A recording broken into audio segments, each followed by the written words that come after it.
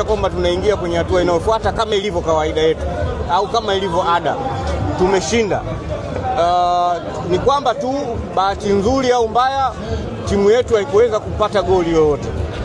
Washabiki walitamani tupate ushindi, lakini nimesema tuna muunganiko wa mechi nyingi ambazo zinahusiana na ligi, kwa maana ya Alhamisi, Jumapili na Jumatano ya wiki inayofuata tutakuwa na mechi. Kwa hiyo labda pengine mwalimu ameamua kuhifadhi nguvu ili aweze kuzitumia huko, lakini so far timu imecheza vizuri licha ya nafasi 2-3 ambazo wenzetu walizipata, lakini hatukuweza kuconcede goal.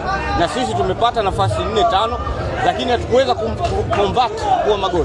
Kwa hiyo baada ya hapa mnaelekea katika hatua ya makundi, pengine labda mnawaahidi nini mashabiki kuelekea kwenye upande huo? Hii timu imekuwa ni timu kubwa sana. Tumekuwa na mbinu zote ambazo zinahitajika kwa ajili ya mashindano ya kimataifa. Wale ambao wanachechemea waache waendelee kuchechemea, lakini sisi ndio viongozi katika hili. Mwenyekiti, mnacheza mchezo mwingine Benjamin Mkapa, mmetoa sare. Ile kujiamini kwa mashabiki ndani ya uwanja inaanza kupotea. Washabiki wetu sisi hawajawahi kuacha kujiamini.